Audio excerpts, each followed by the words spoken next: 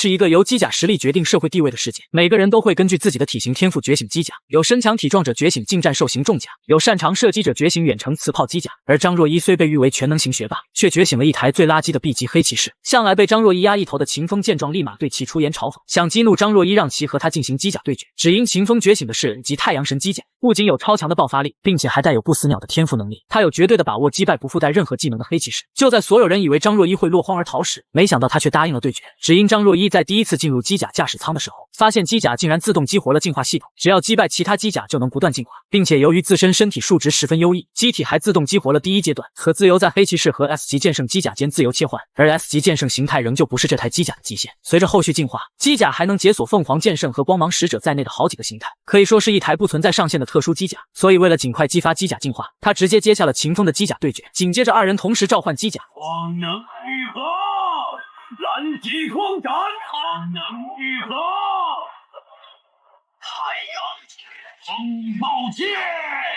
而为保护学校建筑不被破坏的能量罩也在同一时间开启。与此同时，在觉醒教室之中的班主任周若曦也已经听到了操场方向所传来的动静，难道是有学生在私下进行机甲对战吗？正这么想着，周若曦又看到了远处的那一堆巨大身影，而在看到其中的太阳神和黑骑士之后，他的脸色更是猛地一变，然后连忙朝着那个方向跑了过去。绝对不能让那两个家伙进行战斗，张若昕的天赋那么强，一定还有变强的可能性，可不能让他在这里被打倒。就在他准备前去阻止时，一个身材火辣的身影却突然挡在了他的前面。看到突然出现在自己面前的人，周若曦的脸色忍不住微微一变。伊芙琳，如果我没有记错的话，学院应该是派你去附近的基地剿灭星兽了吧？话还没有说完，伴随着一声轻笑，一个闪耀着淡淡星光的圆核出现在了周若曦的面前。当然是已经解决了，不过是个刚刚到达 A 级巅峰的小星兽罢了。本小姐出马，那还不都是手到擒来？听到伊芙琳的话，周若曦忍不住微微皱起了眉头。怎么会是1级？那个防御基地本身就有几名1级技师，如果是这样的话，他们又怎么会特意派人前往附近的学校求援呢？没等两人来得及进行下一步的交流，伊芙琳又问道：“你还没告诉我，你刚刚那么急，到底是想要做什么呢？”几乎是在伊芙琳说完这句话的同时，远处的操场之上此时也是再次传出了一声巨响，而与之相对应的，则是刚刚看起来还气势汹汹的秦风，这会儿却是已经变得无比狼狈。不仅金黄色的机甲外壳上出现了好几道明显的划痕，甚至就连机甲背后的金色羽毛，此时也已经少了一半之多。要知道那些金色羽毛的本体，可是借由异神龙装所控制着的浮游炮。换句话来说，也就是在刚刚的短暂交手之中，他的浮游炮就已经损失了一半。此时此刻，周围围观的那些观众显然也都已经意识到了不对劲的地方。怎么回事？不是说好的机甲之间的代差无法逾越吗？难道那个张若昕的驾驶技术居然已经强到了这种程度？谁知道呢？要知道张若昕可是学院近些年来成绩最为优异的天才，虽然机甲的等级不高，但是放屁，这根本不可能。学生们的谈话显然也是传入了秦风的耳中，他忍不住大声怒吼，背后的羽毛更是失控朝着学生们所在的方向发出了好几道光束。幸好能量护罩仍旧还在正常工作，不然只是刚刚的这一下，外面的学生就不知道要死多少。而在怒吼完了之后，秦风又望向张若昕，然后举着手中的金色光剑大声问道：“你肯定是在作弊？太阳神可是1级机体，我怎么可能打不过你？”而张若昕此时同样也是满脸懵逼的表情，虽然他早就知道自己的机体已经拥有了堪比 S 级机体的实力，但是谁曾想在自己的驾驶技术加成下，自己的机体居然会这么强大。对面的太阳神简直就如同是玩具一般，不要说是对自己的机体造成伤害，甚至就连能不能碰到自己都还难说。对方引以为豪的那个异神龙装置，虽然它的浮游炮速度很快，射击角度也非常刁钻精准，但是奈何自己的机甲反应速度更快，而且在那之前就已经可以预测出它的攻击路线，所以明明只是普通的防御动作，就已经摧毁了它1多半的炮台。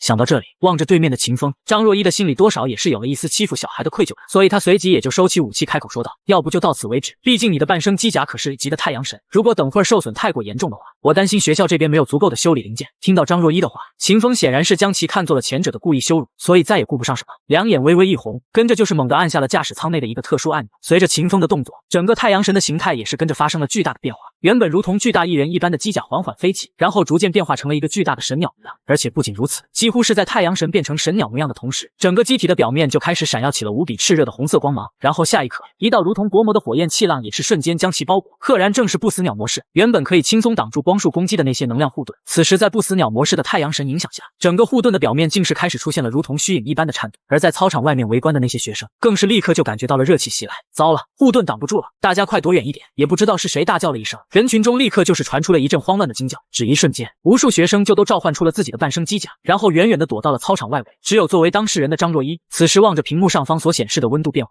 整个人的脸上皆是露出了一丝怪异的表情，表面的气浪温度居然接近1000万度，而寻常的光剑基本都只有几万到几十万的高温，难怪叫不死鸟。不过张若依也知道，普通的核反应堆在运转过程中基本也能产生上千万度的高温，所以眼前的这个机甲与其说是不死鸟，倒不如是在某种程度上实现了核能的可控制化利用。随后张若依挥手再次举起了机甲腰间的黑色巨剑，虽然太阳神的温度很强，但是自己的黑骑士可是 S 级机体，所以张若依也是根本就没有将这所谓的大招放在眼里。在秦风的眼里来看，张若依的此番举动显然就如同是放弃了抵抗一般，所以他一边颤颤巍巍地按住控制器，一边也是跟着就又得意的大笑道：“被太阳神的不死鸟模式吓到了吗？看到了吧，这就是 A 级机体的真正实力。如果你现在跪下来向我求饶的话，我倒也不是不能考虑放过你。”然而没等秦风将话说完，伴随着一阵惊呼，原本就已经因为失去半边翅膀而无法保持平衡的太阳神，此时表面上更是突然出现了一道裂痕，然后下一刻，整个机体就失控朝着那些学生所躲避的方向冲去。伴随着一声脆响，学院引以为傲的能量护罩几乎是瞬间破裂，而在那之前，3道巨大的黑影却仿佛是早就已经有所预料一般，在不死鸟射出的瞬间，就已经以极快的速度挡在了前面的方向之上，随之而后的是恐怖的高温，以一种不可阻挡的气势吞噬着周围的一切。然而这千万度高温热浪竟然被3个人挡住，光芒散去，擂台之上依然站立着3个机甲。有意思，这样的机体强度和能量波动恐怕已经接近 S 级了吧？蔷薇色的高大机甲将一旁早已昏迷的不死鸟踢到一边，饶有兴趣地看着不远处简朴的黑色机甲。刚觉醒就能做到这种程度，他就是你们学院那个著名的全能霸王吧？透过机甲，我都能闻到那股雄厚的荷尔蒙味道。一旁散发着勃勃生机的高挑青色机甲，急忙为地上半死不活的不死鸟输送着能量治疗。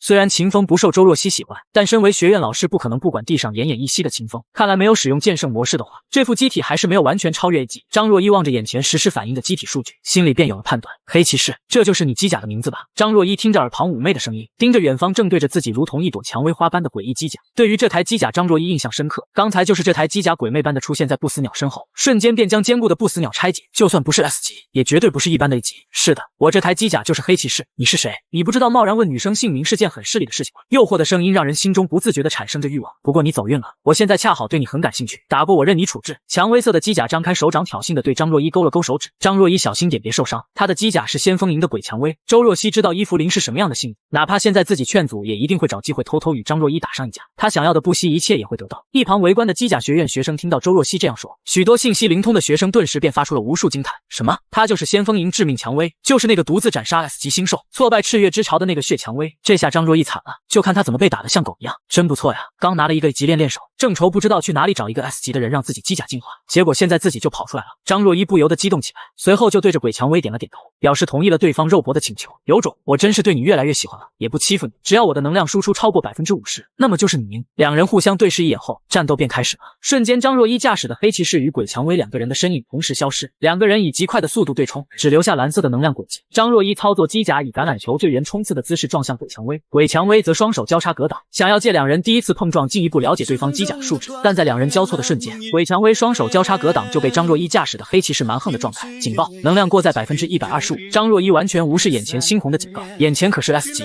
在不开启第2形态之前，以现在的黑骑士机甲状态不全力以赴，根本没有胜利的可能。鬼蔷薇在黑骑士的蛮力下不断后撤，并且试图重新掌握平衡。张若依不给他喘息的机会，黑骑士带着刚才的冲劲不断冲锋，双手握拳狠狠地对着鬼蔷薇攻击，无数直拳带着阴道砸向鬼蔷薇。鬼蔷薇艰难的左支右绌，丰富的作战经验让他即使在这种劣势中仍然寻找着反击的机会。可恶，明明只是一个刚觉醒学员，怎么会有这样丰富的战斗意识？仅凭 50% 的能量输出完全无法摆脱僵局，这连绵不断的攻击完全不给喘息的机会，他是怪物吗？张若依此时已经完全进入了战斗状态。黑骑士在连续的高速直拳中找到了一丝鬼蔷薇的破绽，在直拳衔接的空隙中抱起发难，腿部的推进器超负荷运转，借着弹起的上升冲力，一道猛烈的袭击顶在鬼蔷薇的腹部，瞬间鬼蔷薇受击后如同虾一般弓腰。这种情况下他不可能再发起有力的防御，张若依自然也不会放过这个机会，趁他病要他命。张若依驾驶着黑骑士将右拳抡圆，以电光火石般的速度直接砸在鬼蔷薇的面罩上，这可是一击180度的完美右勾拳。可就在即将命中的时候，眼前的鬼蔷薇却如同鬼魅般消失在原地。不好！尽管机甲并没有给出任何预警，但张若依立马凭借着多年的战斗经验向前翻滚规避。一旁观战的周若曦看见伊芙琳这样认真的战斗，顿觉不妙，竟然拿着对付 S 级星兽的特技对付一个机甲学院的学生，哪怕伊芙琳没有全力运转机甲动力，其后果也难以预测。无人到过的北极深处，科学家竟挖到了一副被冰封的巨大机甲。经过反复检测，科学家最终确定这副机甲已被冰封长达1000年之久。然而诡异的是，机甲是近200年才被人类研发出来的，那这副机甲又是从哪里来的？带着疑惑，人类联邦政府一致决定采用目前世界上最先进的激光武器溶解冰层，其威力相当于100颗原子弹同时爆炸。然而令所有人没想到的是，这足以毁灭地球的武器，却只是让鸡胸口的冰层融化了一小部分，而里面裸露在外的机甲表面更是光滑无比。这样威力的攻击甚至没有在他身上留下一丝痕迹。逆金属是斗神，不知道是谁喊出了这样一句话，但所有人却因为这句话陷入了死一般的寂静。斗神，宇宙间公认的最强战力。自500年前人类飞出太阳系进入星际文明以来，斗神一词就是在人类头上的一座大山。那时的人类天真的以为可以和宇宙间的其他种族和平相处。然而，当携带着12具斗神机甲的飞船降临地球时，人类才意识到自己的天真有多么可笑。幸运的是，浩劫并没有降临。宇宙间的另一强大文明亚来文明出手帮助了地球，并传授地球机甲制造的知识，人类自此进入机甲制造的浪潮。然而历经200年，人类依旧没能制造出一架斗神，核心原因便是因为缺少了逆金属这种物质。而现在这梦寐以求的斗神就在眼前，这怎么能让人不心潮澎湃？可就在此时，一道金属的声音传来，众人齐齐抬头看去，只见那赤红机甲胸前的护甲突然开启，然后一个大约18、9的男孩从中滚落出来，没有丑陋的面庞，没有尖尖的耳朵，背后也没有天使般的翅膀或者多出几个脑袋和臂膀，全身上下唯一的物品只有右耳垂上佩戴的鲜红耳钉。见到这一幕，旁边的士兵不需要命令，已经子弹上膛站成一排，抬起冰冷的枪口对准那刚刚苏醒的男孩，都不许靠近，不许伤害他。一个金发碧眼的女人急忙出声阻止，而就在此时，那少年竟然缓缓地站了起来，随后步伐蹒跚地向着金发女人走来。一个2米多高的男人见此，急忙挡在金发女人身前。这家伙是怪物吗？被冰封了上千年，竟然还能动？可他还是慢了一步。此时那金发女人已经朝着男孩的方向走去。安妮，快回来！男人说着就要再次上前。都别过来，这是命令。面向着从机甲中走出的男孩，安妮深深地吐出一口气，郑重道：您好，我是地球联邦科学研究院院士安妮，不管你从哪来，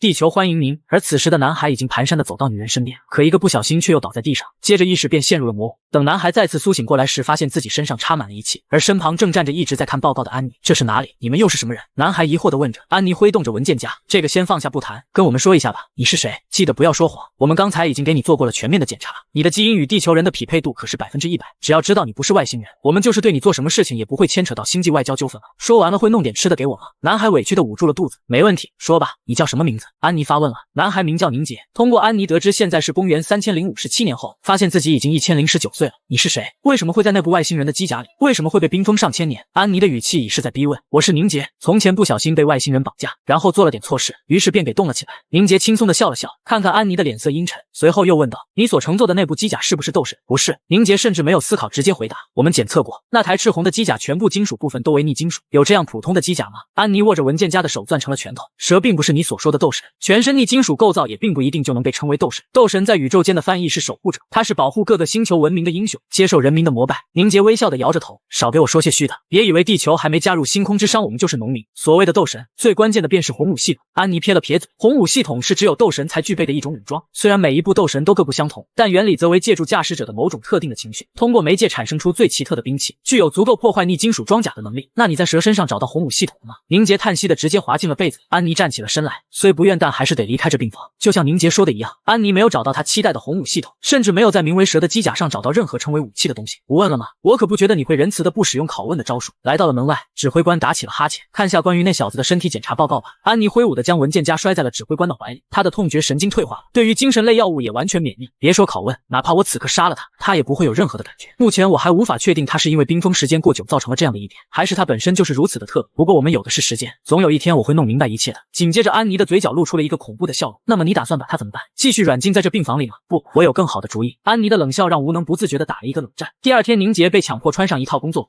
随后在安妮和吴能的带领下，宁杰坐上了一辆银色的悬浮轿车。当车一驶出了实验室的地下停车场后，宁杰不自觉地微微侧目。别告诉我，你们带我出来就是让我参观的？当然不是，我们是要带你去读书。安妮笑着从前排的副座位上拿过了一只黑色的皮革书包，丢到了宁杰的怀里。宁杰见状，打开书包，拿出一本书来，书名为《人形机甲驾驶讲义》，书面的角落处用小字还印着机甲高等学院。这是一个可以将机甲与王者人物相融合的世界，而身为最废机甲师的我，却创造出了数百台王者机甲，其中有超高爆发的猴子机甲和3头6臂的哪吒战甲，以及无敌防御的后羿机甲。而原本身为国服路人王的我，只是在家打着游戏，却意外穿越到了拥有破烂亚瑟机甲的林峰身上。通过整理记忆得知，原主人为了给母亲治病，才想到来野外猎杀荒兽换取金币，不料由于亚瑟机甲性能过低，反被野怪杀死。顿时我一阵无语，任凭我技术再强，也无法弥补机甲性能上的差距。而就在我绝望时，却突然发现我有神级天赋技能外放，可无 CD 地释放机甲技能。此时亚瑟机甲正在通过被动技能圣光守护，以每秒2%的效率修复着这台老旧的机甲，1分钟不到，整个机甲就修复完毕，变成了一台释放着金色光芒的全新机甲。瞬间我的信心恢复了过来，拥有前世那无敌的操作意识，以及对王者技能的详细了解，这天赋无疑就是我逆天改命的一仗。我在废墟空地上练习了几番之后，终于了解到此天赋的逆天之处。据原主记忆得知，每一具机甲如果想要释放技能，都需要配合一定的操作手法，而这些手法却并不都是流传的。除了一些粗浅手法广为人知之外，网上一级就是学校机甲班才可以学到的，而更上面的一些，则是掌握在各大势力的手中，没有一定的渠道是学习不到的。而亚瑟机甲作为第一代古老机甲，其操作手法就是属于广泛流传的那种。可即便如此，也并不是所有人都能发挥出机甲的技能，大多数捕猎者仅仅掌握其中一个技能，就敢跑到荒野之外参与捕猎了。当然，这样的人死亡率也是极高。此刻操纵着这台全新的亚瑟机甲，我的心中热血也开始了沸腾。来吧，我的第一只猎物！一具黄金机甲在晨曦的映照下，向着荒野而行。不久就碰到了一头狼形凶兽，我从记忆中可以知道这是青风狼，体型比自己前世的狼还大上2-3倍，速度恐怖，而其撕咬和扑击能力更是普通人类的噩梦。只这样一只青风狼，就能轻松杀死没有机甲师保护的100个平民，即使对上一个经验丰富的机甲师，胜率也是极大。来吧，孽畜！我大喝拔出了宝剑，而青风狼似乎也听懂了人言，直接张开了血盆大口扑了上来。好快！我心中一惊，挥剑而出的同时侧身躲避，却不料无法完全避开这一招。崭新的机甲外壳上顿时留下了5道深透机壳的撕痕，好锋利的爪子！青风狼前爪落地之后，将爪子搭在了地上，狼躯则在惯性的作用下，顺着前爪为中心转了180度才落地，只一落地便猛地弹起，硕大的狼口张开，目标便是机甲的头颅。显然战斗经验十分的丰富。我此时从最初的惊吓中勉强恢复过来之后，才想起自己还有技能，急忙喝道：誓约之盾！下一秒，黄金机甲上升起了一个橙黄色的圆形护盾，我可以清晰的感知到自己的身躯似乎变得轻盈了起来。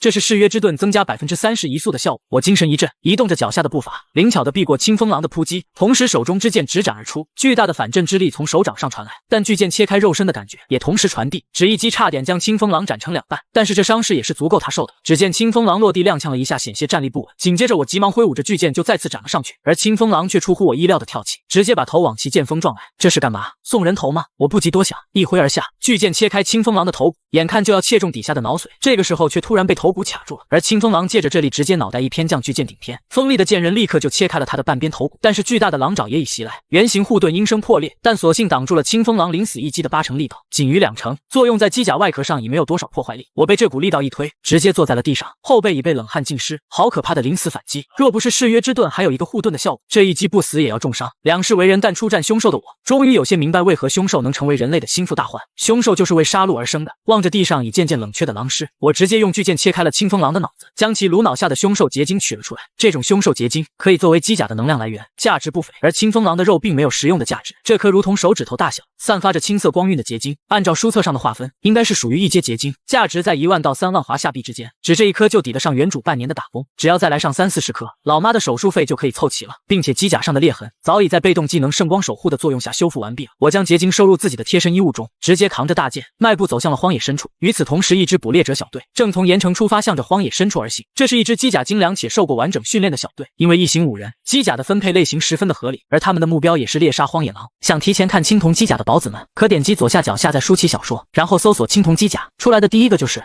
B 级和 S 级机甲之间，少年竟毫不犹豫地放弃拥有天赋技能的 S 级机甲，直接选择了最垃圾的 B 级黑骑士，并且他为了证明黑骑士才是最强机甲，还越级向 S 级鬼蔷薇发起了机甲对决。所有人都认为张若依是在找死，但只有张若依自己知道，他的 B 级黑骑士只要在战斗中击败对手就能不断进化。而身为 S 级鬼蔷薇驾驶员的伊芙琳也是决定给新手一点教训，并且他还嚣张地表示，只要能让鬼蔷薇的输出功率超过5成，就算张若依赢。两人互相对视一眼后，战斗便开始了。瞬间，张若依驾驶的黑骑士与鬼蔷薇2个人的身影同时消失，两个人以极快的速度对冲，只留下蓝色的能量轨迹。张若依操作机甲以橄榄球队员冲刺的姿势撞向鬼蔷薇，鬼蔷薇则双手交叉格挡，想要借两人第一次碰撞进一步了解对方机甲的素质。但在两人交错的瞬间，鬼蔷薇双手交叉格挡就被张若依驾驶的黑骑士蛮横的撞开。警报，能量过载125%。张若依完全无视眼前猩红的警告，眼前可是 S 级，在不开启第2形态之前，以现在的黑骑士机甲状态不全力以赴，根本没有胜利的可能。鬼蔷薇在黑骑士的蛮力下不断后撤，并且试图重新掌握平衡。张若依不给他喘息的机会，黑骑士带着刚才的冲劲不断冲锋，双手握拳狠狠地对着鬼蔷薇攻击，无数直拳带着音爆砸向鬼蔷薇。鬼蔷薇艰难的左支右绌，丰富的作战经验让他即使在这种劣势中仍然寻找着反击的机会。可恶，明明只是一个刚觉醒学员，怎么会有这样丰富的战斗意识？仅凭50%的能量输出完全无法摆脱将军，这连绵不断的攻击完全不给喘息的机会，他是怪物吗？张若依此时已经完全进入了战斗状态，黑骑士在连续的高速直拳中找到了一丝鬼蔷薇的破绽，在直拳衔接的空隙中暴起发难，腿部的推进器超负荷运转，借着弹起的上升冲力，一道猛烈的袭击顶在鬼蔷薇的腹部，瞬间鬼蔷薇受击后如同虾一般弓腰。这种情况下，他不可能再发起有力的防御，张若依自然也不会放过这个机会，趁他病要他命。张若依驾驶着黑骑士将右拳抡圆，以电光火石般的速度直接砸在鬼蔷薇的面罩上，这可是一击180度的完美右勾拳。可就在即将命中的时候，眼前的鬼蔷薇却如同鬼魅般消失在原地。不好！尽管机甲并没有给出任何预警，但张若依立马凭借着多年的战斗经验向前翻滚规避。一旁观战的周若曦看见伊芙琳这样认真的战斗，顿觉不妙，竟然拿着对付 S 级新兽的特技对付一个机甲学院的学生。哪怕伊芙琳没有全力运转机甲的动力，其后果也难以预测。